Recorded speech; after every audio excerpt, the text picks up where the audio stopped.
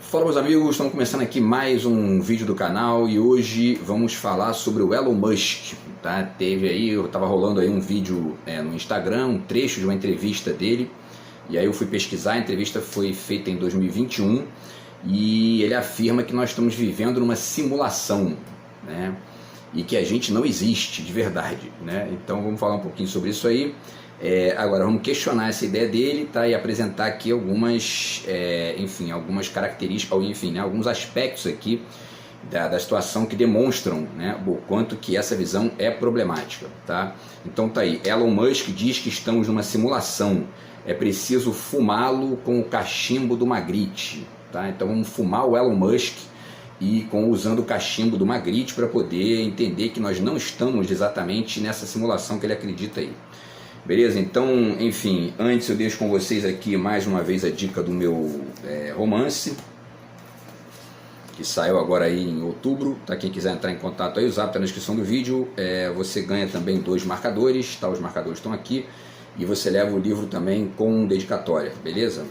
E anuncio também o livro de poemas, que saiu aí no final de 2023. Você levando o livro de poemas, o romance, os dois juntos, você ganha os marcadores do mesmo jeito, beleza?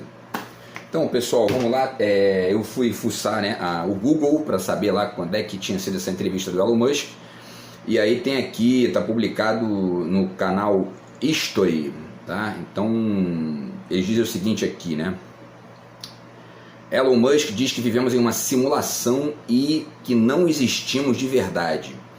Matrix de verdade, segundo o magnata da tecnologia, abre aspas, a probabilidade de que tudo seja real é de 1 em 1 bilhão, é de 1 em bilhões, né? Então vamos ver aí quanto que tem um grande exagero nisso que o Elon Musk está dizendo, e o quanto que entender esse exagero ajuda também a desmistificar outras ideias aí, dentre elas aquela questão de que, né, de que a gente estaria vivendo uma crise da representatividade na política. Já fiz vídeo aqui falando sobre um texto do Byung-Chul Han, que ele defende essa ideia. Eu acho que não é bem por aí, e a reflexão do vídeo de hoje também ajuda a entender esse dilema junto, tá? Bom, então vamos lá. E aí ele cita a Matrix, né, porque essa é uma versão bem típica lá do Matrix, que é um filme que foi famoso, né, lá no final da década de 90, com o Keanu Reeves e tal, enfim, e o filme conta a história de um mundo no qual os robôs, as máquinas dominam, né, os seres humanos. E mesmo que isso eventualmente aconteça no futuro, isso não vai significar que nós vamos cair numa simulação nesse nível que o Elon Musk está dizendo aí, tá? Até porque, para entender isso, é interessante entender o sentido da palavra simulação e as variantes disso e tal, beleza? Bom, então vamos lá, eles dizem aqui, né? É o History Channel, tá? O History Channel, a entrevista de maio de 2021. E aí eles dizem aqui, durante um podcast, o magnata da tecnologia Elon Musk, diretor executivo da SpaceX e da Tesla, cogitou a hipótese de que a nossa realidade seja uma simulação. Ou seja, ele acredita que podemos estar em uma Matrix da vida real, né?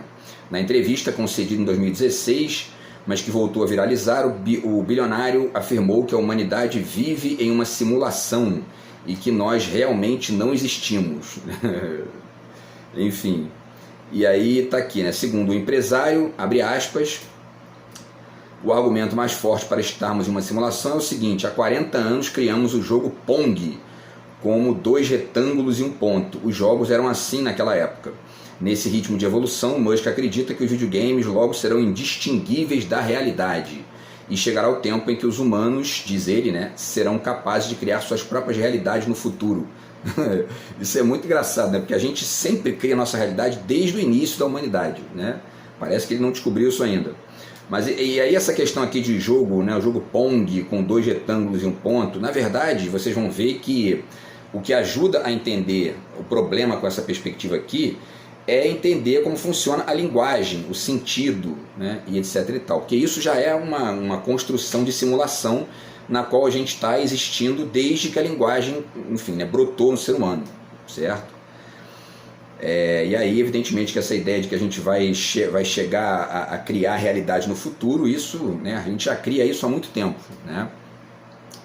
Para além de que essa distinção entre simulação e realidade ela também é um problema, né? Eu já fiz vídeo falando sobre isso aqui também. E a simulação, né, isso que se chama de simulação, é parte da realidade. Vamos tentar também entender isso aqui. O que mais? Né? Diz aqui, sobre a evolução dos videogames, Musk considerou a hipótese de que, na verdade, a humanidade esteja vivendo em um videogame e que cada ser humano seja um personagem, abre aspas, né, o Musk falando, reproduzido em qualquer decodificador ou computador, ou que seja de uma civilização de bilhões de anos a mais. É basicamente o que está lá no Matrix, né? Basicamente o que está no Matrix. E aí ele continua, né, o Elon Musk, ou vamos criar simulações indistinguíveis da realidade, ou a civilização deixará de existir. Essas são as duas opções, disse ele. A probabilidade de que tudo seja real é de 1 em bilhões. E ele está partindo aqui nitidamente, né, da ideia de simulação ligada a computador, ligada a robô, ligada a essas lógicas, enfim, de conexão do homem com a máquina e tal, né? Mas a ideia de simulação é muito mais ampla que essa, né? Muito mais ampla que isso, e está conectada com o sentido. E essa conexão que o ser humano está fazendo, né, tem feito nas últimas décadas com a máquina, ela é apenas mais um capítulo disso, né? E mais, entender isso também pode ajudar a gente a se acautelar com certas perspectivas, digamos, utópicas em relação aos robôs e tudo mais, e também para entender o quanto que de repente a gente é que pode acabar, digamos, evoluindo, né? E aí eu já deixo essa pergunta aqui, resta saber, né, se... E acabou aqui a notícia do Elon Musk, né, os comentários dele, resta saber se a gente vai acabar numa simulação de computador ou se a gente vai acabar, enfim, né, desevoluído e, enfim, né, perdendo a nossa característica humana para se transformar em um robô, né? Então é importante aí pensar essas questões. Bom, então pessoal, vamos lá. Primeiro, para entender, né, para a gente chegar no cachimbo do Magritte, né, para entender o equívoco do Elon Musk e de quem acredita nessa ideia ligada à noção de simulação, né, bem entendido, né, porque eu não estou aqui dizendo que os robôs não são um risco, que eles não podem eventualmente até dominar o ser humano no futuro e tal, mas não vai ser pela via da simulação, talvez seja justamente o contrário. Quando a gente desaprender a simular, aí o robô de repente ganha da gente, porque ele é muito mais rápido, né, naquilo que é da ordem da não simulação, que é justamente o registro ali do, enfim, né, do programa, certo? Mas então vamos lá, o Baudrillard escreveu esse livro aqui, tá? Simulacros e Simulação, lá no final da década de 80, início da década de 90, sugerindo que a gente estaria então num mundo onde os mapas precedem os territórios, né? E aí eu também sempre faço aqui a metáfora da máscara, né? Como se a plástica tivesse substituído a máscara que todo rosto representa, né? Então, quer dizer, é mais ou menos a mesma coisa que o Elon Musk está dizendo, que o Matrix desenhou lá com outras vinculações ali tecnológicas e tal. Mas, enfim, a questão é que o Baudrillard estava desenhando isso também no nível simbólico, né? Ou seja, ele estava dizendo que a construção feita por outrem, feita por outros sobre a realidade, está suplantando quase que completamente a conexão direta das pessoas com os fatos, acontecimentos, eventos, etc. e tal. Que isso seria digamos, um índice de alienação radical que a gente estaria vivendo, que ele chama de... Inclusive, ele trabalha isso a partir da ideia de hiperrealidade e tudo mais, tá? Apenas para ficar aqui, né, em duas referências disso aí, ele dialogou com o conto do Borges, que está aqui nesse livro, tá, que se chama Do Rigor na Ciência, que eu também usei no meu romance, que eu acabei de publicar, tá? E digamos, né, essa tese do Baudrillard era naquele momento, continua sendo até hoje aí, né, porque continua sendo estudado até hoje e tal, digamos, né, uma radicalização da ideia de sociedade de espetáculo do Guy Debord, né, que é aquela coisa de que a imagem substitui a vivência real, a vivência direta com as coisas, né? Tá? Então, enfim, a diferença talvez seja aí justamente o fato de que para o Debord seria interessante trabalhar com a ideia de máscara substituindo o rosto, porque o Debord acreditava, né, assim como o Baudrillard, mas o Debord mais de que existe um rosto real e uma máscara que substitui esse rosto no nível da imagem alienante e tal. Já o Baudrillard já estaria, digamos, num registro da plástica, né? Então, quer dizer, e ao mesmo tempo do mapa que substitui o território, como é o caso do conto do Borges lá. Para entender o quanto, eu já fiz vídeo aqui explicando, né, que essas teses são meio exageradas, são, digamos, né, são exageradas mesmo. Tá aqui o dicionário de radicais. A gente pega a palavra simulação, e o grande problema que as pessoas têm com essa questão é porque não pesquisam o sentido da palavra, né? Essa palavra simulação, ela deriva de um latim simulare, que significa copiar, imitar, representar com semelhança e fingir. Então, quer dizer, né, representar com semelhança numa perspectiva e fingir na outra. E é esse sentido de fingimento que o Elon Musk está ali, meio que de maneira catastrófica e tudo mais, dizendo que é o que nós já estamos vivendo. Talvez a gente esteja sempre, né, numa lógica aí vivendo uma vida falsa, que não existe, que é na verdade monitorada por um computador, como se a gente fosse um personagem de um jogo, etc. e tal, e como se isso fosse diferente da realidade num nível, como se houvesse uma realidade, enfim, né, que não comportasse essas características de simulação. Sempre lembrando, né, ele está falando lá de computador, etc. e tal, mas ele diz que a gente já vive até hoje e tal, quer dizer. Então a gente tem que desmistificar isso para pensar o quanto que isso é um certo exagero, um certo catastrofismo ali, e ao mesmo tempo entender essas diferenças, porque isso pode ajudar a gente a pensar melhor aí certas questões, tá? Bom, e aí eu fiz um resumo aqui, tá? Vou desenhando aqui a questão. Então, como eu falei, né, o Baudrillard tem essa visão da simulação como um excesso, né, um excesso de realidade tal que suplanta a realidade antiga, digamos, né? O real passa a perder ali completamente a existência. O real não existe mais, né? É mais ou menos a mesma tese do Byung-Chul Han aqui nesse livro, quando ele fala da fotografia para o Roland Barthes, e depois da fotografia tradicional, né? E depois fala da fotografia digital como algo que, na medida em que é radicalmente manuseado, manipulado, enfim, distorcido, deslocado para outras formas, acaba destruindo essa conexão da imagem fotográfica com o referente que ele chama de real, né? Eu já fiz um vídeo aqui falando sobre o problema disso também, né? Mas aí vamos lá, o Baudrillard então procurava um referente real absoluto, que na verdade nunca existiu, né? É basicamente o mesmo erro da ideia de espetáculo do Debord, com variações ali, digamos, né, de contexto e variações conjunturais teóricas, etc. e tal, mas é mais ou menos a mesma coisa. É basicamente o mesmo erro do espetáculo do Debord e também da ideia de fetiche da mercadoria do Marx. A ideia de fetiche da mercadoria do Marx cai no mesmo problema, e não é à toa que o Debord se escorou nessa ideia para criar a noção lá de espetáculo e tal, né? Então, no espetáculo do Debord, a imagem substituiria o real, né? Como se existisse um real fora da imagem, radicalmente destacado de qualquer tipo de simbolização e etc. e tal, né? Na verdade, sempre houve, né, a coisa e a imagem da coisa, o ângulo, o contorno, o símbolo, né, o significado e etc. e tal. A perspectiva e várias outras questões que são derivadas dessa posição para além da coisa em si, né? E o fetiche da mercadoria do Marx cai no mesmo problema, né? Porque ele defendia que o valor de troca substitui o valor de uso e aliena na cabeça do consumidor a conexão do produto com o trabalho do operário. Quer dizer, o cara perde a noção de que aquilo ali foi produto de um trabalho, etc. e tal, e acaba numa lógica de fetiche. A mercadoria tem essa característica de fetiche.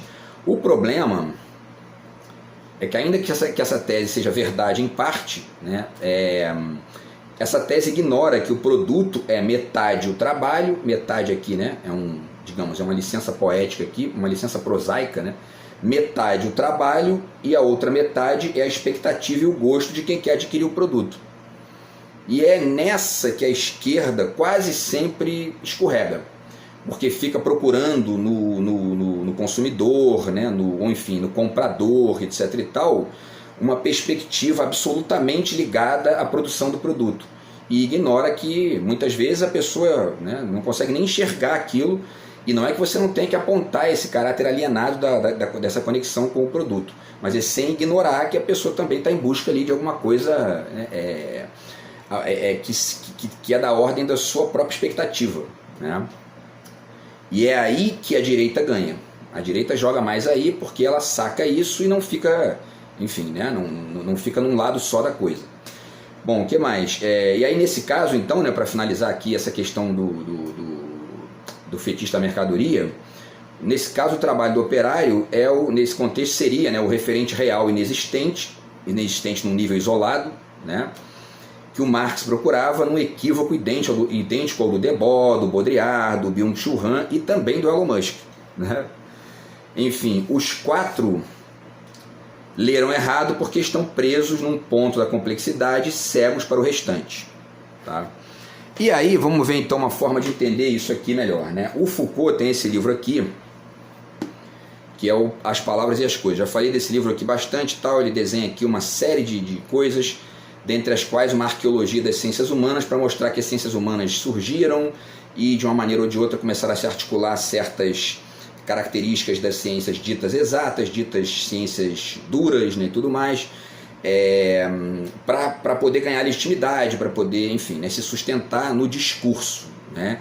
E esse caráter e essa conexão isso digamos, né, é uma das bases de raciocínio do livro. Tem várias outras coisas aqui, mas essa é uma das bases centrais ali da tese dele. E aí ele vai dizer que, bom, né, nesse sentido, as ciências humanas, né, ou enfim, ciências sociais, etc. e tal, começaram a se vincular demais a certas estruturas epistêmicas rígidas e que não só atrapalham a pensar, mas denunciam o seu caráter algo, digamos, né, algo autoritário não é a melhor palavra, mas enfim, né, existe ali uma certa tendência, né, dessas ciências de se encastelarem e de ficarem numa posição meio que meio que tentando copiar essa lógica das ciências exatas, tá? E isso atrapalha, né? O Foucault passou a vida inteira dele denunciando esses esquemas discursivos e tudo mais, em todos os campos de conhecimento, em práticas sociais, né, no judiciário, na psiquiatria, enfim, nas prisões, né, e tudo mais. Tá? Então, quer dizer, nas ciências humanas não foi diferente. A questão é que tem uma frase bem legal aqui e que resume, né, uma das teses centrais do livro e que pode ajudar a entender o equívoco do Elon Musk, também dos outros autores que eu citei aqui. Tá justamente na capa aqui. Aqui diz o seguinte, ó, que vocês conseguirem ler aí: livre da relação, a representação pode se dar como pura apresentação. É basicamente o erro de todos esses aí, inclusive do Elon Musk. O Elon Musk acha que existe, né, que a gente estaria vivendo numa, digamos, né, numa representação que está completamente desconectada de qualquer vínculo com a realidade. A gente está no jogo total da representação, como se não existisse aí, né, essa conexão, essa relação. Então, livre da relação, a representação pode se dar como pura apresentação. E aí a gente estaria numa apresentação pura que, enfim, não tem mais rastro, né, nessa relação que existe da coisa com a imagem, da coisa com o sentido com a coisa, etc. e tal, né? Isso ajuda a entender bastante aí. Bom, voltando aqui, vamos lá, né? Então, é como se essa galera, né, o Elon Musk, os outros autores que eu citei também, o próprio Baudrillard também, é como se essa galera achasse, o Byung-Chul Han também, né, que existe uma apresentação sem representação. Ou seja, né, como se existisse um real sem imagem, no caso do Debord. Um real sem simulação, como é o caso do Jean Baudrillard e também do Elon Musk, né? E um real sem representação, que seria o caso do Byung-Chul Han. Tá?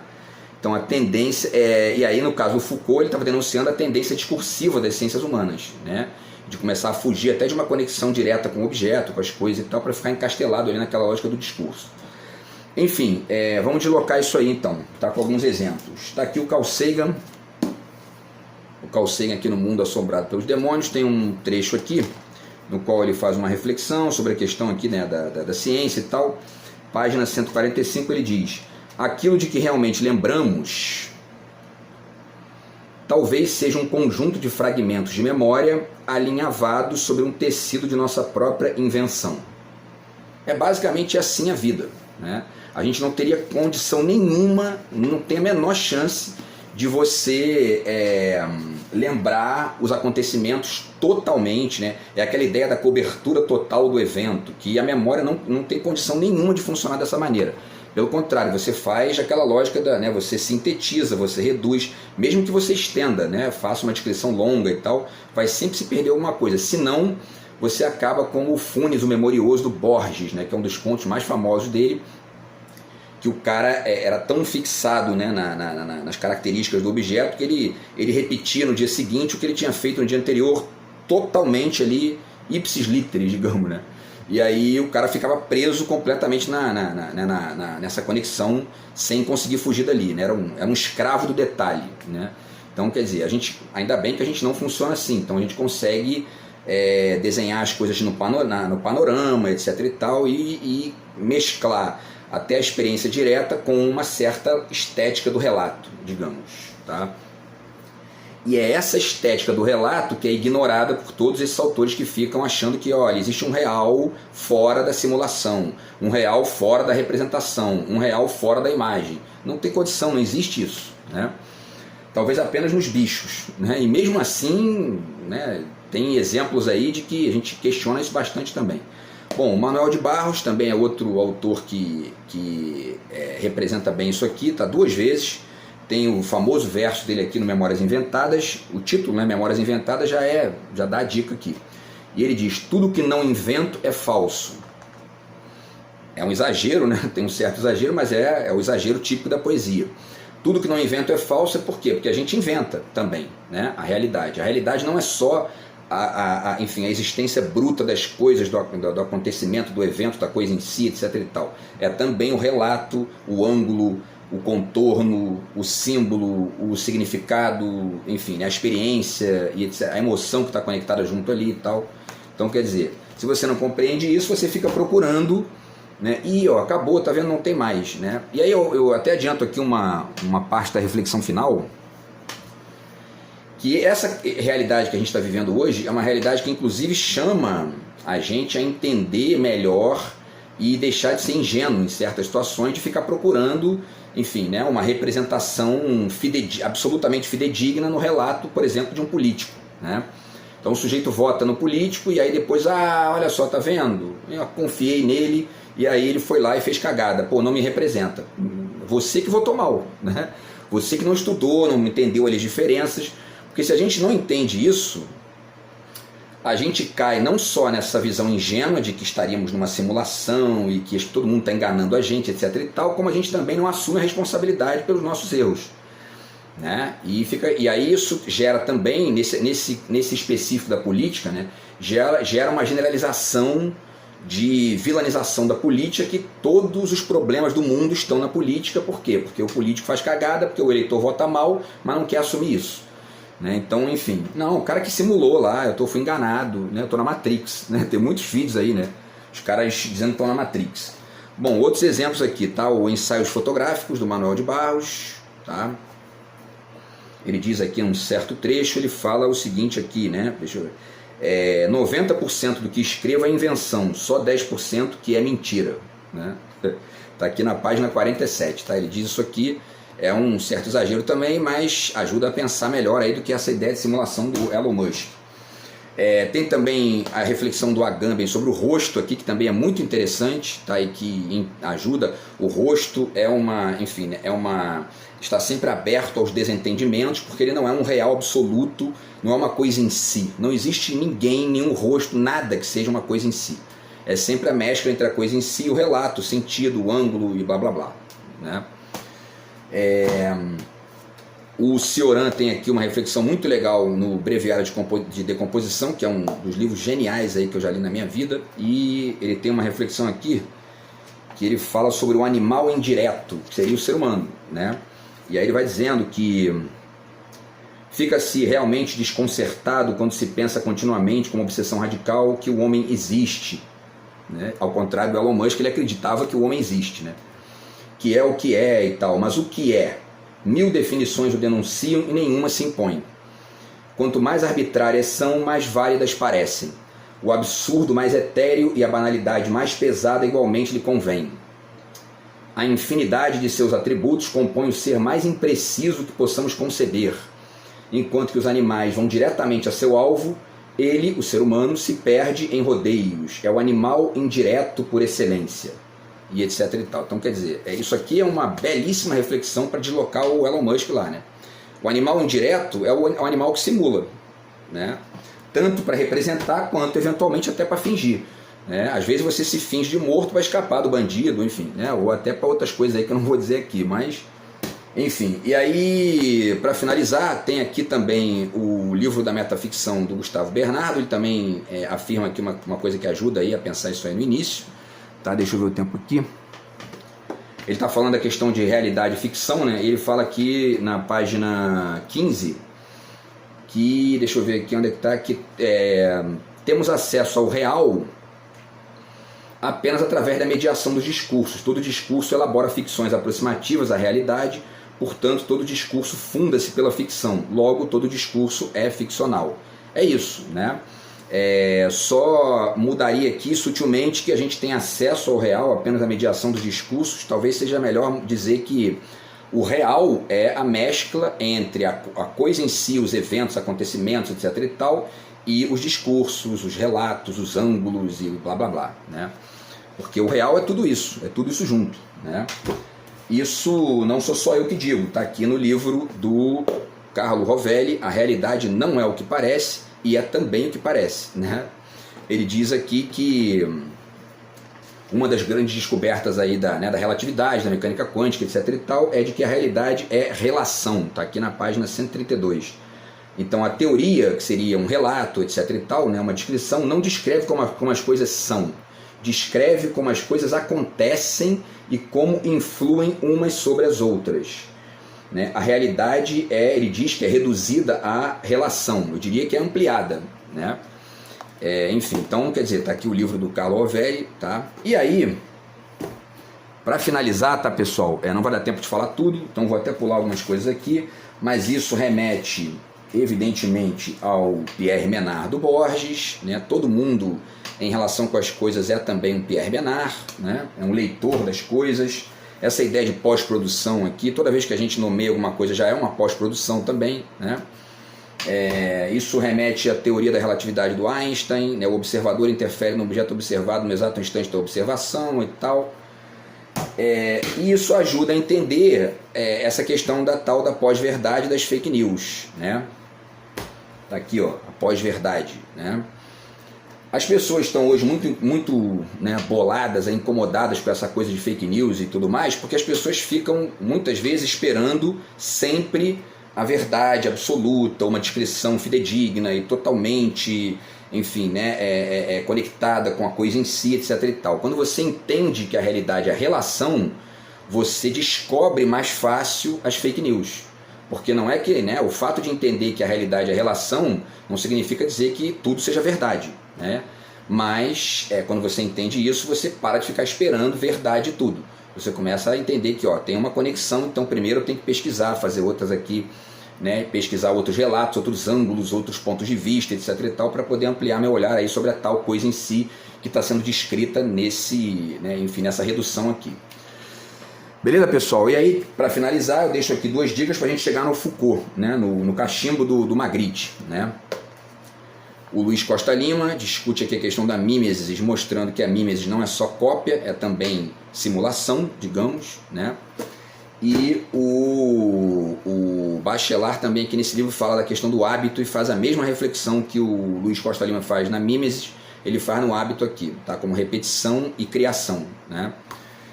E aí chegamos então ao cachimbo do Magritte, né? Vamos então fumar o Elon Musk, tá? Para poder, para poder finalizar aí, para poder deslocar, né, essa ideia de que estaríamos numa simulação dessa maneira catastrófica e tautológica que o Elon Musk defendeu, tá? Eu vou ler aqui o finalzinho para vocês, para a gente terminar o vídeo, tá? A gente tem que transformar a ideia do Elon Musk em pó, jogar ela dentro do cachimbo do Magritte, lido pelo Foucault, e fumar o Elon Musk para transformá-lo numa outra coisa, evolução complexa do argumento. Nós não vivemos numa simulação da realidade. Nós somos realidade e simulação ao mesmo tempo. E realidade enquanto coisa e simulação ao mesmo tempo. E quem não entende isso fica alienado da complexidade mais ampla das coisas. Se as máquinas vão dominar os seres humanos é uma outra questão. Mas isso não vai acontecer como evento de simulação. Talvez elas dominem o homem exatamente pela via do contrário disso, quando nós perdemos a capacidade de simular de tanto tentar imitar os robôs. Beleza, pessoal? Então é isso. Esse foi o deslocamento aí da visão do Elon Musk. Tá? A gente deu uma fumada aqui no Elon Musk para deslocar essa parada aí. Beleza? Então a gente se fala no vídeo de amanhã aí. Grande abraço. Tamo junto. Fui.